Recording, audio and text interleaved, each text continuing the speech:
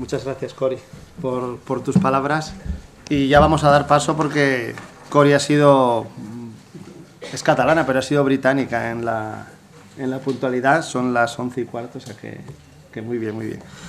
Y damos paso a Luis González Carvajal, que os voy a presentar brevemente, porque yo creo que de Luis González se podía hablar muchas cosas, ¿no? Me corrige si hay alguna cosa. Nació en Madrid el 4 de enero de 1947. En 1969, una vez terminada la carrera de Ingeniero Superior de Minas, ingresó en el seminario de la diócesis, ordenándose sacerdote el 14 de septiembre de 1974. Es doctor en Teología por la Universidad Pontificia de Salamanca. Fue coadjutor primero y párroco después de sendas parroquias de Madrid. También ha sido secretario general de Cáritas Española. Desde 1982 ha sido profesor de Teología Moral, primero en el Centro de Estudios Teológicos San Dámaso, después en el Instituto Superior de Pastoral y por último en la Facultad de Teología de la Universidad Pontificia de Comillas en Madrid, donde ha sido profesor propio ordinario, el equivalente a catedrático en otras universidades, director del Departamento de Teología Moral y director de la colección Teología Comillas. Desde su jubilación en septiembre de 2012 trabaja pastoralmente en la parroquia Nuestra Señora del Pilar de Madrid, aunque sigue escribiendo y dando conferencias. Ha publicado 20 libros y más de 200 folletos y artículos en revistas de teología. Ha colaborado igualmente en 86 libros de autoría colectiva. Entre los libros destaca Esta es nuestra fe, Teología para universitarios, de Editorial Salterre de Santander, del que se han vendido casi 200.000 ejemplares en castellano y ha sido traducido a 6 lenguas: inglés, portugués, euskera, chino, lituano y rumano. Hay aquí un montón más de libros, pero no los voy a leer, sí, ¿vale? Bueno, pues le doy la palabra a Luis González Carvajal y pues... Muchas gracias. Comienzo pidiendo disculpas por haberme incorporado al seminario ayer por la tarde. Por la mañana tuve que estar en unas jornadas de la Confer donde tenía una conferencia y por lo tanto no oí las 2 conferencias de la mañana que habrían sido importantes también para la mía. Yo suelo seguir con mucha fidelidad el guión para que sea más fácil ir viendo por dónde voy. Y hoy también lo voy a hacer. El único problema es que el guión que voy a seguir no es el que tenéis vosotros. Porque cuando envié el guión, a pesar de que apuré el tiempo lo más posible, no había terminado de preparar la conferencia y luego, una vez que la terminé, reorganicé cosas, quité algunas, añadí otras, cambié de orden. Entonces, lo que voy a hacer es ir poniendo en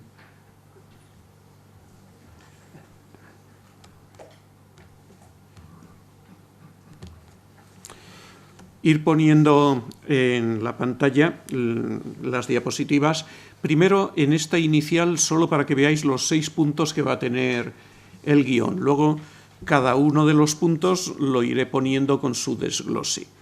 Confío que así podáis seguirlo con un poco más de facilidad. Empezamos, por lo tanto, con la introducción.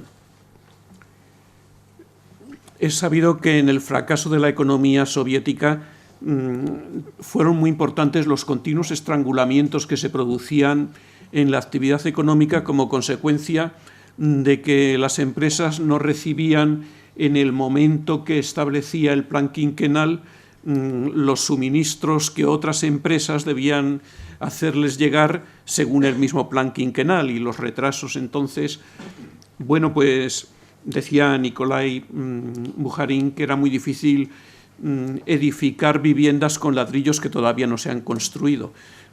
Algo así me ha ocurrido a mí con el caso de Pilar Bellosillo. Apenas voy a tener referencias en la conferencia a ella, porque aunque a primeros de septiembre tenían que haber llegado a nosotros los resúmenes de las 4 figuras de ayer, la de Pilar Bellosillo no llegó. Hace 2 semanas nos enviaron como sucedáneo un resumen, una crónica de lo que habían sido sus dedicaciones a lo largo de la vida, pero sin analizar su pensamiento ni nada, de modo que va a ser sobre quien menos referencias haga, porque es que para colmo era la figura que menos conocía yo. De don Abundio y de Herrera había leído sendas biografías, a don Abundio además le había tratado personalmente. De Rovirosa tengo casi completas sus obras completas y he leído bastantes cosas, pero de Pilar Bellosillo sabía muy poco. Bien, pues comenzamos ahora ya el desarrollo de la conferencia. No faltaron en la antigüedad quienes se preguntaron por qué existían 4 evangelios en vez de 1. Incluso Taciano llegó a elaborar una refundición de los 4 evangelios, armonizándolos para que quedara solo uno, el famoso Diatésaron. La Iglesia nunca quiso ir por ahí. Siguió manteniendo los 4 evangelios porque la personalidad de Jesús es demasiado rica como para que una sola foto de frente pueda agotarla. Son preferibles 4 fotos desde ángulos diferentes, y eso es lo que han debido pensar también los organizadores de este seminario de estudio al elegir 4 figuras del laicado y de la acción social del siglo XX para iluminar nuestra perspectiva. La verdad es que son muy diferentes los 4. Los 3 primeros fueron varones y la 4ª mujer. Era distinto su carácter. Si Herrera, por ejemplo, era un hombre poco afectivo, el trato de don Abundio fue siempre cercano y cordial. Mientras Guillermo Rovirosa encontró a Cristo a los 35 años, los demás fueron católicos desde niños. Fue diferente el estado eclesial desde el que vivieron su compromiso. Rovirosa y Pilar Bellosillo fueron toda su vida laicos. Don Abundio se ordenó a los 24 años y el cardenal Herrera a los 54, aunque él mismo declaró que siempre había deseado ser sacerdote y que solo el no poder dejar antes las actividades que realizaba como laico le impidieron entrar en el seminario hasta muy tarde.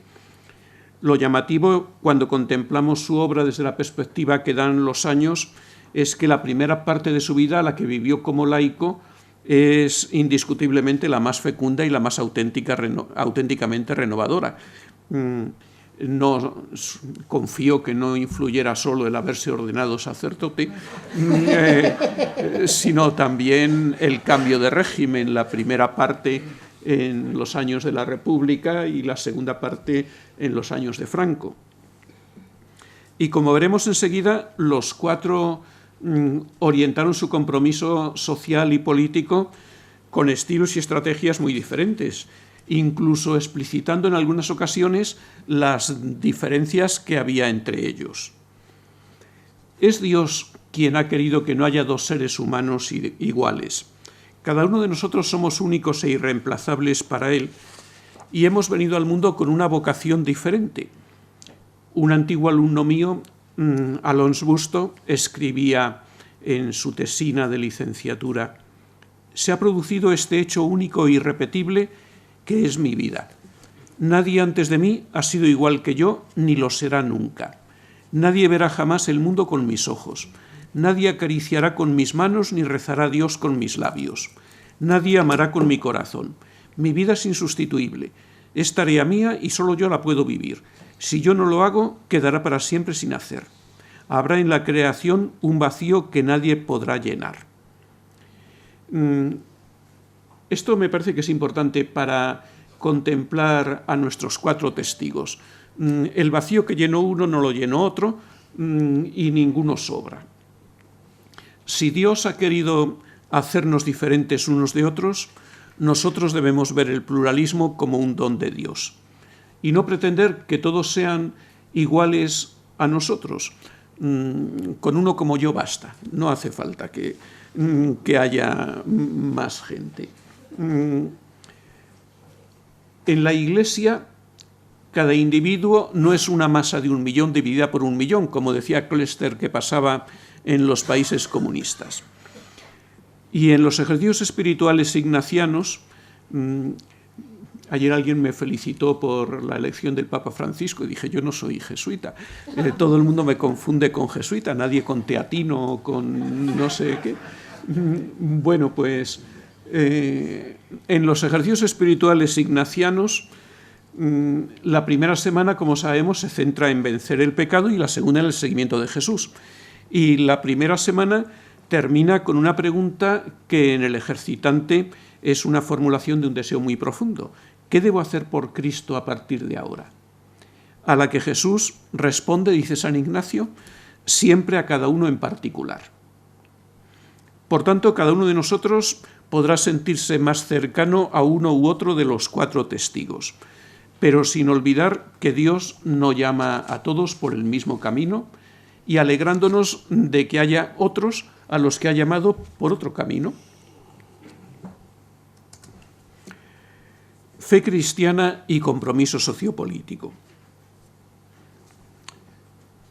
El cristianismo no puede ser por más tiempo la cofradía de los ausentes.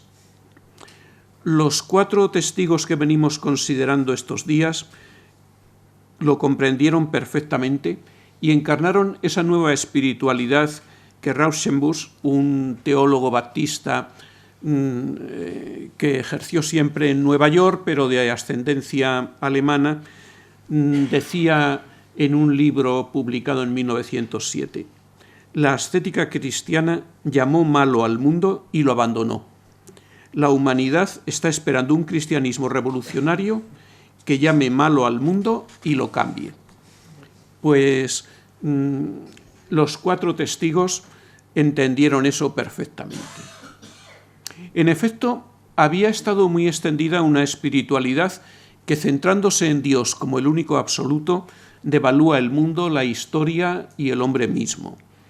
Esa espiritualidad alcanzó su momento culminante en La imitación de Cristo, un libro de espiritualidad para monjes que, sin embargo, alimentó durante siglos la espiritualidad de los laicos. A mí me lo regalaron cuando hice la primera comunión. No lo sé si es el libro más adecuado para un regalo de primera comunión, pero fue así. En La imitación de Cristo podemos leer: todo este mundo estímalo en nada.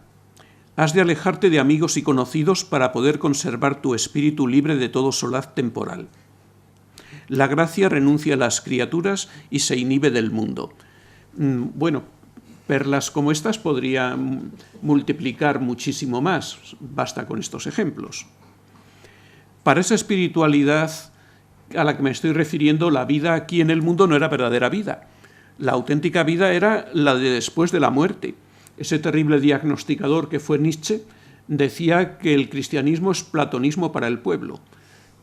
Es decir, igual que en el mito de la caverna, la verdadera realidad no es la que se veía con los ojos, sino que eran las sombras proyectadas, sino la que estaba detrás. Bueno, pues el cristianismo era platonismo para el pueblo. La auténtica vida, la auténtica realidad no era esta que estamos viviendo. El desinterés de la Iglesia por las cuestiones temporales ha tenido consecuencias gravísimas. Congar solía repetir que una Iglesia sin mundo da origen a un mundo sin Iglesia. El concilio quiso poner fin a esa espiritualidad caracterizada por el menosprecio del mundo, el famoso contentus mundi, y caracterizada también por el pesimismo antropológico. El decreto sobre apostolado de los seglares, promulgado el 18 de noviembre del 65, dice con una síntesis muy apretada: todo lo que constituye el orden temporal, bienes de la vida y de la familia, la cultura, la economía, las artes y las profesiones, las instituciones de la comunidad política, las relaciones internacionales y otras realidades semejantes, así como su evolución y progreso, no son solamente medios para el fin último del hombre, sino que tienen además un valor propio puesto por Dios en ellos. Es decir, no es solo que viviendo correctamente esas realidades hagamos méritos para nuestro fin último, pero que ese fin último no tendría nada que ver con esas realidades. No, es que tienen un valor propio, hacen presente ya ese fin último. En la historia de la teología, el valor propio que el Concilio atribuía, entre otras realidades temporales, a la acción social y la acción política, se ha desarrollado a partir de dos paradigmas diferentes: el paradigma ético y el paradigma escatológico.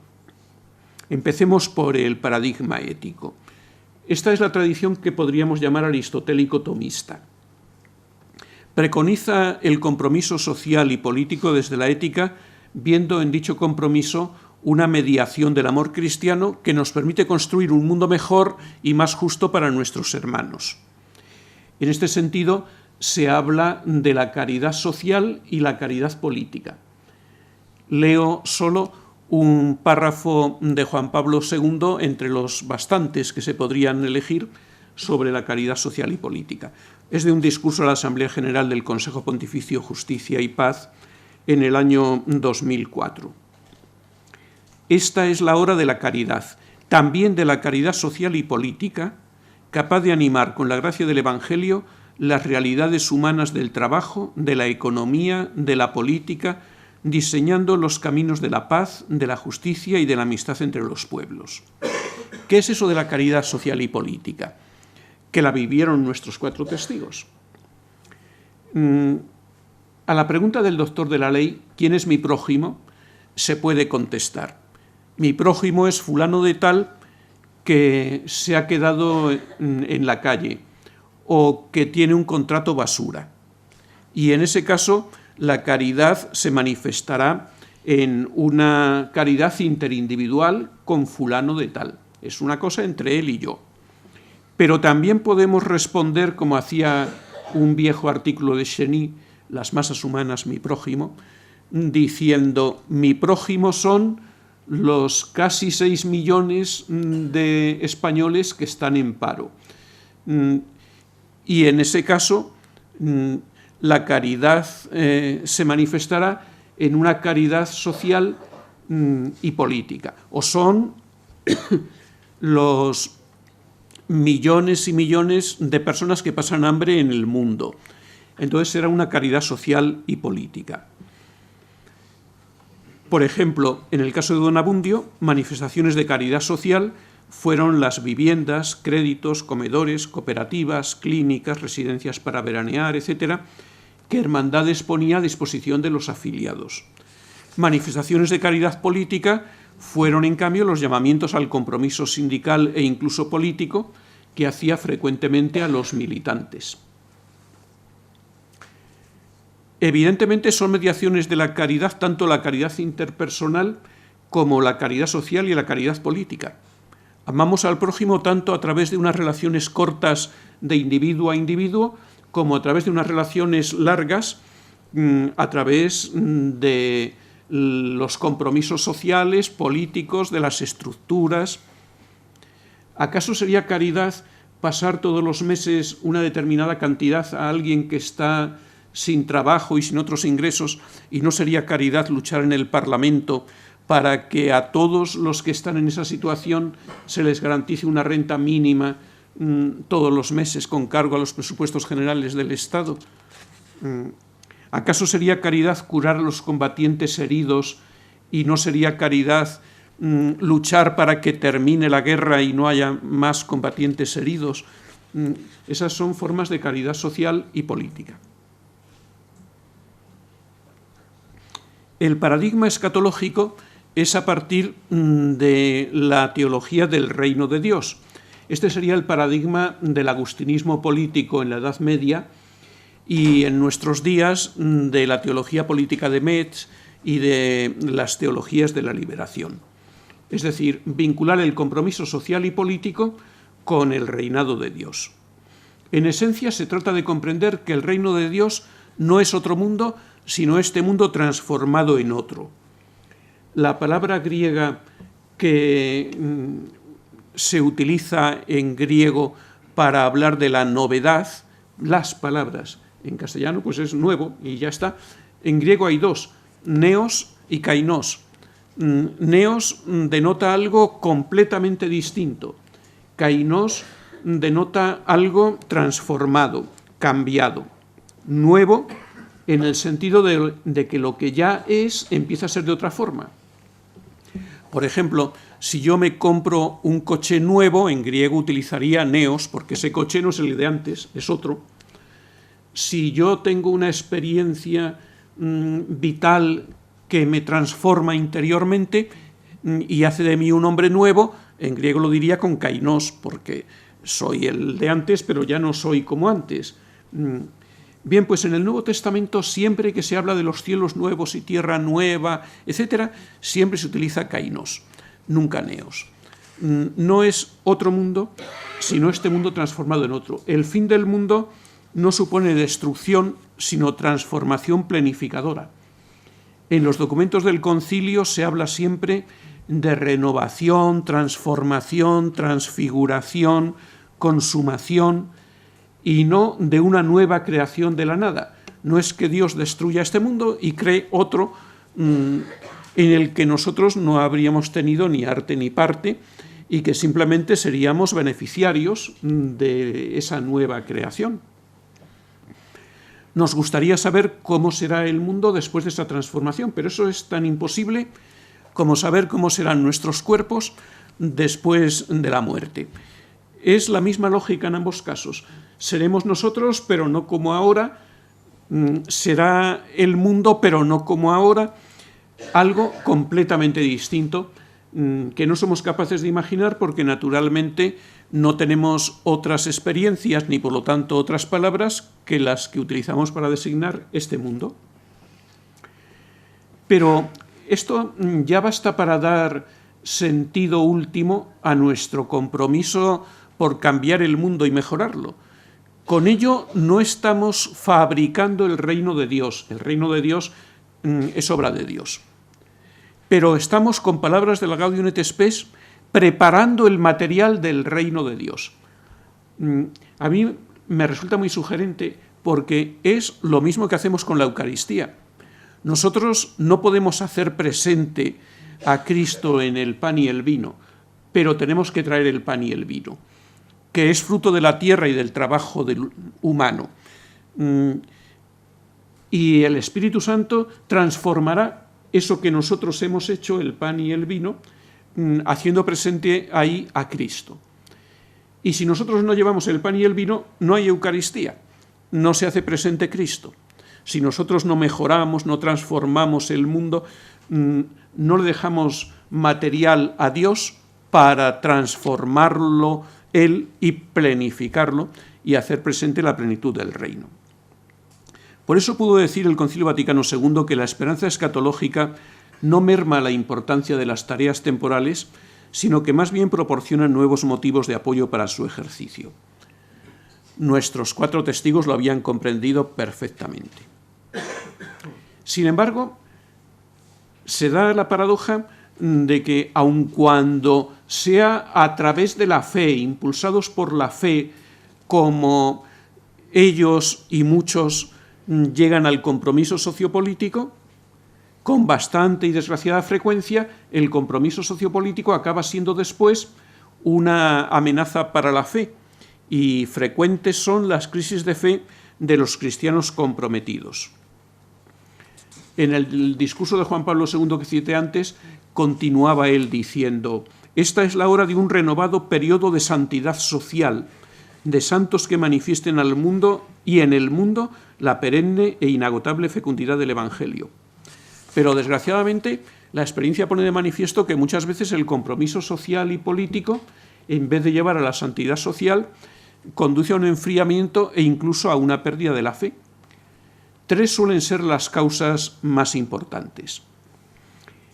Primera, las complicidades de la Iglesia con la injusticia.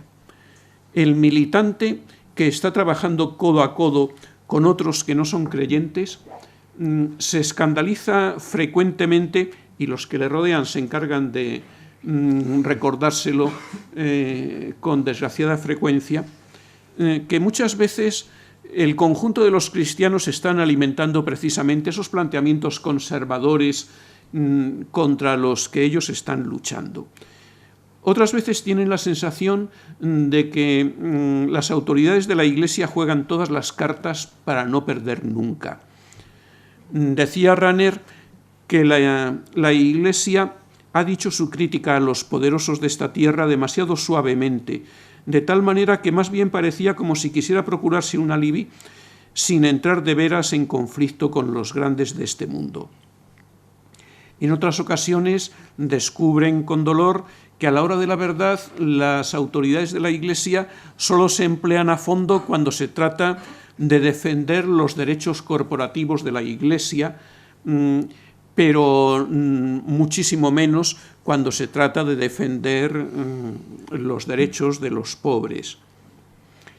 Y en esos casos, la comparación inevitable entre la comunidad de lucha que está formando con otros que no son creyentes y la Iglesia, que es su comunidad de pertenencia, pues acaba siendo desfavorable para esta última.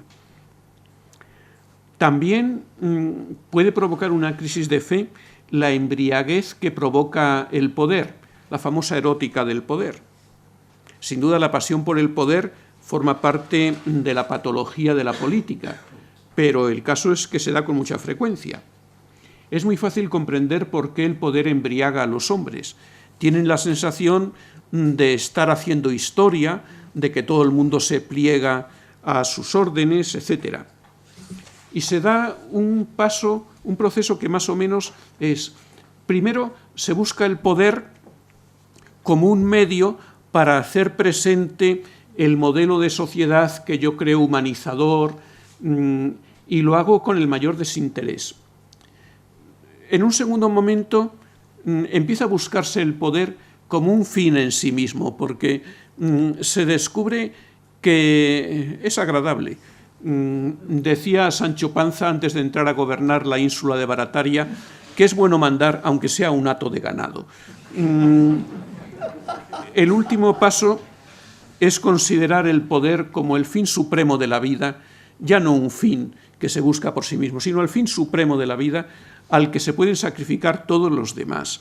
La familia, los amigos, la honradez, hasta el proyecto de sociedad que yo quería conseguir a través del poder. Si resulta que defendiendo ese modelo de sociedad me quedo en un espacio donde los sondeos del CIS dicen que no hay votos, me voy a otro espacio donde hay votos, aunque ya para eso tenga que dejar el proyecto de sociedad humanizador al que yo aspiraba. El caso es que, por una causa u otra, son muy frecuentes las crisis de fe, o al menos el enfriamiento de la fe en los cristianos comprometidos, porque no están vacunados frente a ninguna de estas tres cosas que acabo de decir.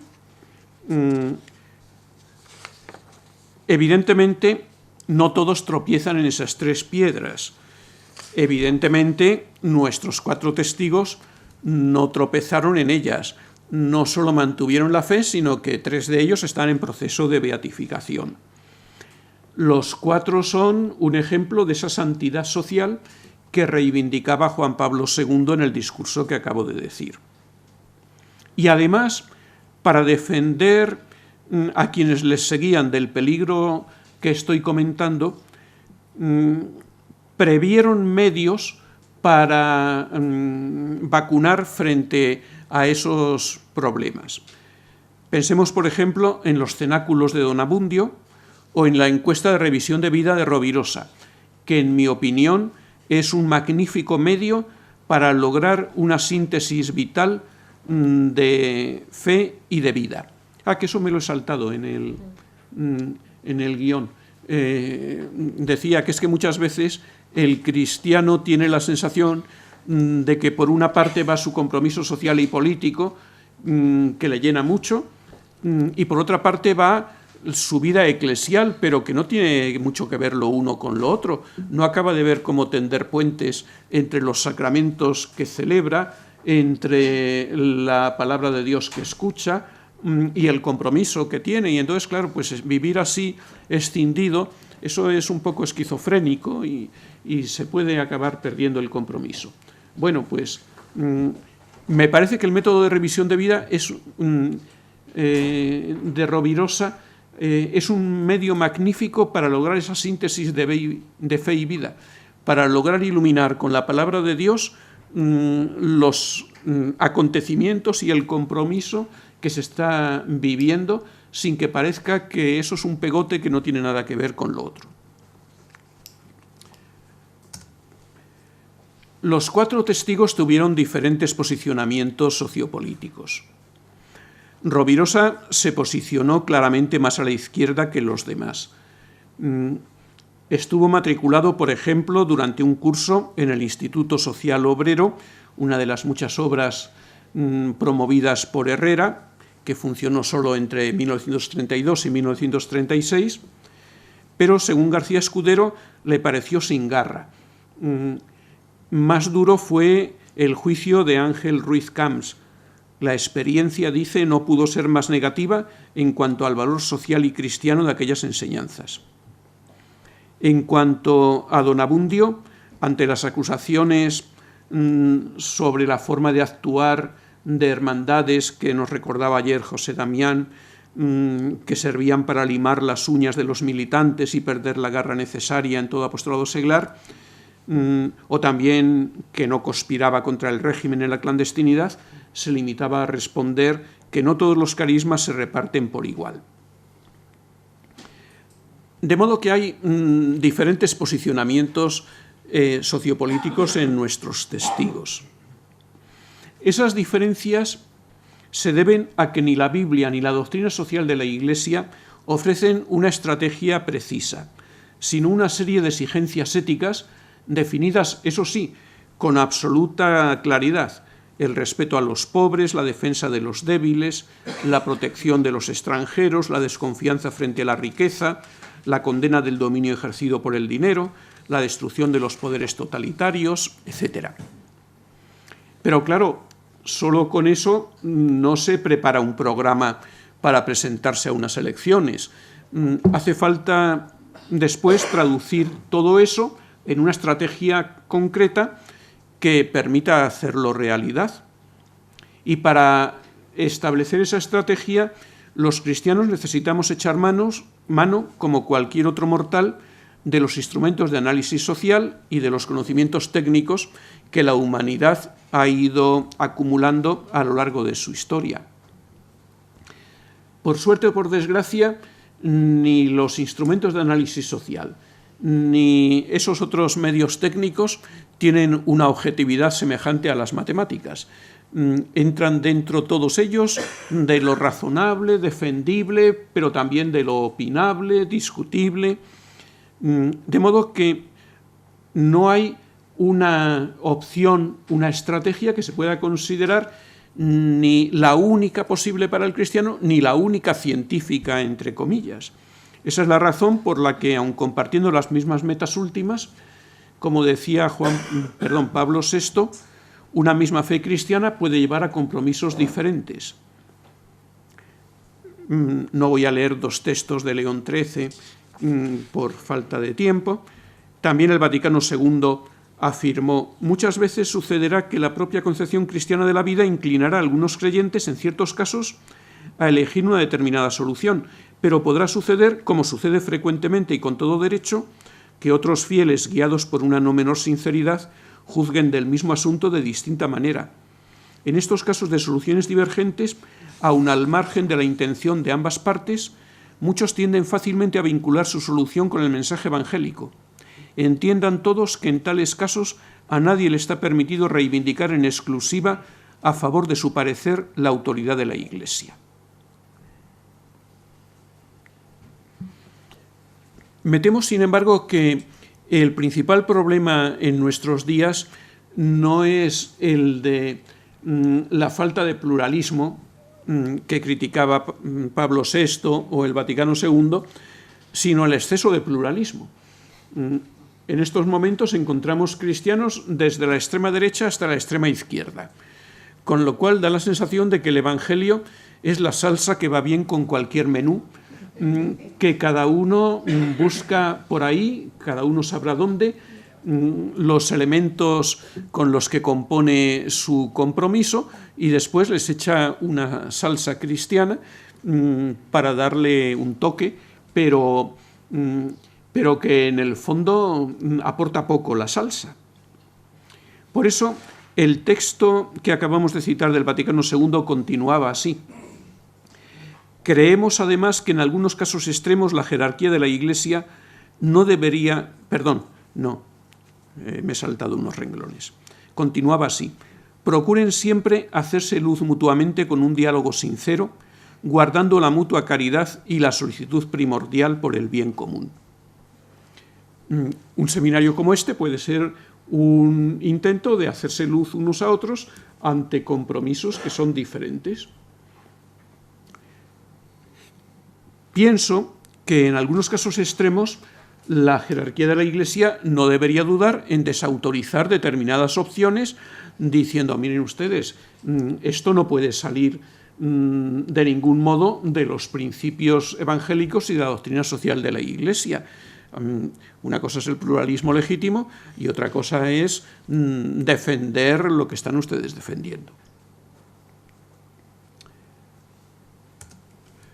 También nuestros 4 testigos siguieron 2 estrategias diferentes. No me refiero a la famosa opción por las minorías selectas de Herrera frente a la opción por el protagonismo de los trabajadores de Rovirosa y Don Abundio, porque Herrera también quiso formar minorías de trabajadores a través del Instituto Social Obrero. Después de lo que he leído sobre él, que naturalmente no es suficiente para decir con seguridad lo que voy a decir, y me puede corregir Pepe, que está por allí. Pero después de lo que he leído tengo la sensación de que las famosas minorías selectas de Herrera son en realidad minorías en el sentido orteguiano de la palabra. Como es sabido, Ortega, en su famosa Rebelión de las Masas, explica que ser minoría en vez de masa no es cuestión de número, de ser pocos en vez de muchos. Que minoría es aquel que se exige mucho a sí mismo, que tiene afán de superación, que no se contenta con ser como todos, mientras que masa es ser vulgar, no exigirse, contentarse con cualquier cosa.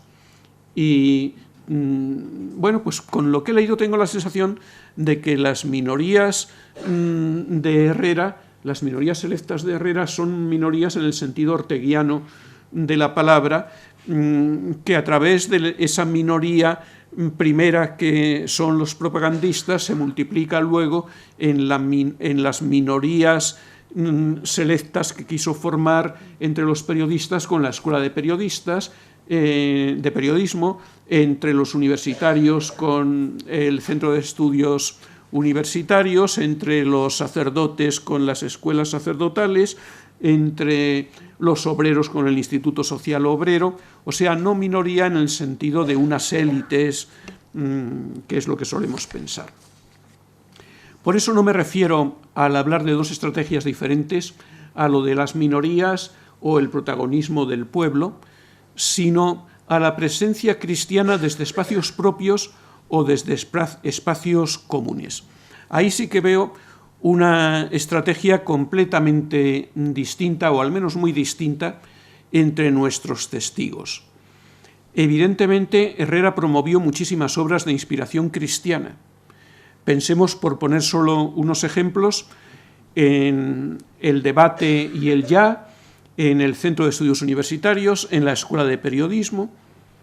Alguien dijo de él que tenía una imaginación oriental, que estaba siempre haciendo proyectos,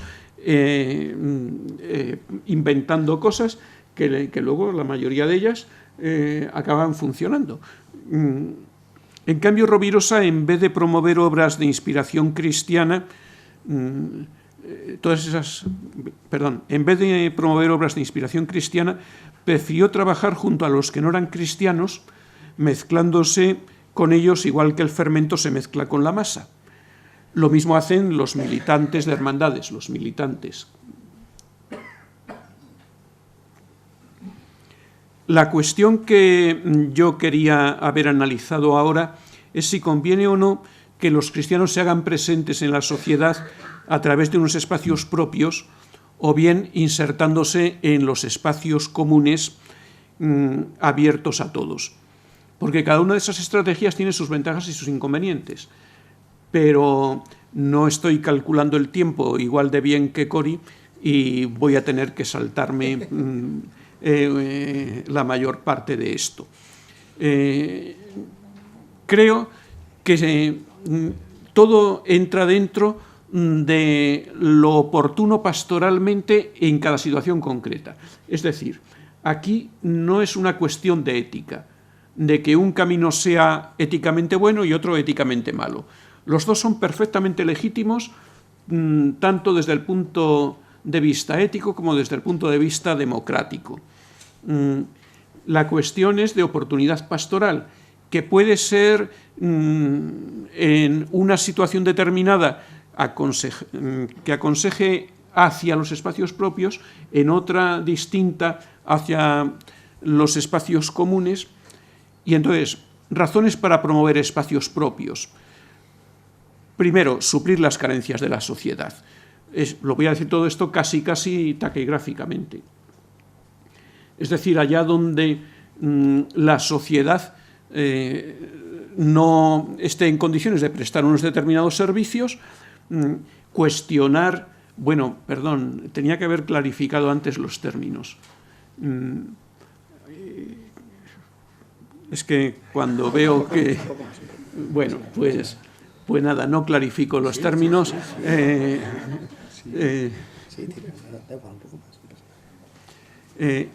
Aquí lo que estamos cuestionando no son las agrupaciones de cristianos que buscan fines estrictamente religiosos. Esas naturalmente no están en cuestión. Las parroquias, las organizaciones apostólicas, las comunidades cristianas, es que sin esas agrupaciones la Iglesia sería una abstracción. Lo que estamos discutiendo son las agrupaciones de cristianos que buscan fines profanos: educar, informar, curar, y que los cristianos pueden promoverlas igual que los que no son cristianos, aunque cada uno lo hará desde una orientación específica. Dentro de estas, que son las únicas que aquí estamos considerando, están las obras de inspiración cristiana, que, como el nombre indica, simplemente son obras promovidas por cristianos, inspirados por su fe, y las obras confesionales, que es algo más. Las obras confesionales son aquellas que la jerarquía de la Iglesia asume, reconoce como propias, de tal manera que les permite añadir el apellido de católica o de cristiana. En el documento Católicos en la vida pública, los obispos españoles dijeron que obras confesionales solo podían ser las escuelas católicas, los hospitales católicos y las obras sociales promovidas por congregaciones religiosas o agrupaciones laicales legítimamente reconocidas. Bien, pues razones para promover esos espacios propios. Primera, suplir carencias de la sociedad. Esto en el pasado fue evidente en Europa. Digamos que hasta la Revolución Francesa, si la Iglesia no hubiera educado al pueblo y no hubiera curado a los enfermos, no habría habido ni educación ni atención sanitaria. En muchos países del sur esto puede seguir siendo una realidad hoy. Hay que suplir carencias de la sociedad. Segunda razón, disponer de mayor libertad de acción. Ciertamente, cada uno de nosotros en nuestra casa manda, y en la casa ajena no manda. Tiene que someterse, lógicamente, al principio mayoritario, lo que decida el conjunto de los que están allí, y puede haber algunas situaciones en que le resulte difícil el poder funcionar de acuerdo con sus convicciones. En algunos casos incluso puede existir una actitud no laica sino laicista que sistemáticamente relegue a los no creyentes a las periferias. Bueno, pues esta podría ser, si se diera esa situación, una razón para promover espacios propios. La tercera sería proteger la fe de los más débiles. Esta, por ejemplo, pues sería particularmente válida para las escuelas católicas, porque si hay alguien cuya fe inevitablemente es débil, es la de un niño que todavía no ha podido adquirir sus propias convicciones. De tal manera que si se encuentra sometido a un bombardeo ideológico en que primero un profesor le dice que esto es blanco, luego el siguiente le dice que es negro y el tercero le dice que es amarillo, aunque ninguno de ellos intente manipularle y todos den razones, él no tiene todavía capacidad para sopesar las razones de unos y otros, y es probable que acabe llegando a la conclusión de que, bueno, no hay que tomarse en serio ni a uno ni a otro y caer en un relativismo total. Bueno, pues proteger la fe de los débiles puede ser otra razón para promover espacios propios, pero naturalmente siempre que esa protección no sea convertirlo en un invernadero donde se viva tan protegido que el individuo no es capaz luego de salir a otros espacios comunes, porque entonces acabaría alimentando un gueto en que no podríamos nunca vivir como el fermento en medio de la masa. Y la cuarta razón podría ser ofrecer un testimonio colectivo. Lógicamente, el testimonio individual de los creyentes mezclados entre los demás es menos visible que el testimonio corporativo de una obra de inspiración cristiana. Lo que no quiere decir que no pueda ser a lo mejor más eficaz, pero ciertamente es menos visible. Como es lógico, el testimonio colectivo es un arma de doble filo, porque puede ser un testimonio o un antitestimonio. Es evidente que un medio de comunicación de inspiración cristiana, sea un periódico, una radio, una cadena de televisión o lo que sea, puede ser tan tendencioso como uno que no sea de inspiración cristiana. Y que un partido político de inspiración cristiana puede corromperse igual que otro que no es de inspiración cristiana. De tal manera que no basta proclamar a priori la inspiración cristiana para estar vacunados frente a todos esos problemas. Los espacios propios también tienen peligros. Pérdida de espíritu misionero.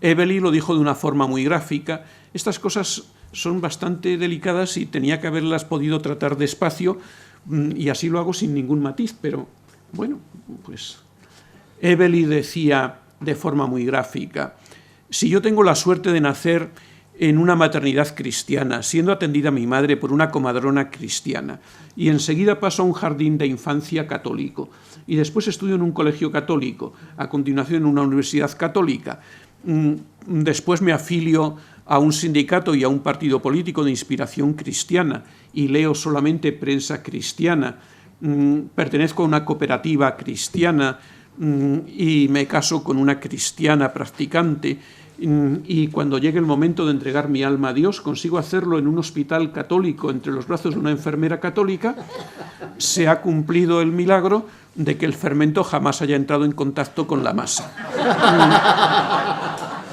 Bueno, pero esto hay que matizarlo más. Sí. Otro peligro sería fomentar el aislamiento cultural. Los cristianos, cuando se encuentran, si se encontraran rodeados solo de sí mismos, pues tendrían más peligro de no dialogar con la cultura, sino de alimentar una cultura propia que no fuera la de los demás, y a la inversa, si no están presentes en los ámbitos ajenos, pues esa otra cultura se iría alejando cada vez más de los valores y de los principios humanistas del cristianismo. Y lo último sería convertir los conflictos civiles en conflictos religiosos. Es decir, cualquiera de esas obras de inspiración cristiana puede provocar conflictos que, si los provocara una institución laica, pues afectaría a esa institución. Pero si los provoca una obra de inspiración cristiana, pues pueden implicar a la Iglesia. Por ejemplo, entre la gente del pueblo, a la COPE la llaman la radio de los curas. Bueno, pues lo que se diga en la COPE no implica, por lo que se ve, solamente a los redactores, tal, sino a los curas y en conjunto a la Iglesia. Epílogo. El epílogo es muy cortito, ¿eh? Alguien podría quizás preguntarse si era tan importante haber dedicado el fin de semana a los 4 testigos que hemos analizado en este seminario, dado que al fin y al cabo los cristianos no somos seguidores de Pilar Bellosillo, ni de Don Abundio, ni de Rovirosa, ni de Herrera, sino de Jesús de Nazaret. La respuesta es muy clara. Seguimiento de Jesús no quiere decir imitación de Jesús. Él vivió su vida, que es muy distinta de la nuestra. Su cultura, su tiempo, sus problemas no fueron en absoluto los nuestros. Y por lo tanto no podemos imitar sus respuestas. No podemos ser con respecto a Jesús como por lo visto era Fray Juan el Simple con respecto a San Francisco de Asís, que imitaba tanto a San Francisco que le estaba observando continuamente para imitarle, y cuando San Francisco elevaba los ojos al cielo, Fray Juan el Simple los elevaba también. Cuando San Francisco extendía una mano, Fray Juan la extendía. Pues naturalmente debemos procurar responder a nuestros estímulos y no a los de San Francisco ni a los de Jesús. Se trata de seguirle. El seguimiento es creativo, porque hace falta identificar los problemas actuales para darles la respuesta que Jesús les habría dado, pero no la respuesta que él dio a sus problemas. Lo importante, por lo tanto, no es tanto identificar en los evangelios cuáles son las ipsísima verba et facta Jesu, como dicen los escrituristas, las mismísimas palabras y obras de Jesús, como identificar su ipsísima intención, su mismísima intención, para, imbuidos de ella, dar respuesta a nuestros problemas como Jesús la habría dado. Naturalmente, eso no es solo una tarea intelectual, es una respuesta inspirada también por el Espíritu Santo que está dentro de nosotros, y así afrontamos al estilo de Cristo nuestros problemas, como lo hicieron los 4 testigos que hemos analizado. Ellos nos han mostrado 4 formas distintas de afrontar el seguimiento de Jesús, y son estímulo y orientación para nosotros. Muchas gracias.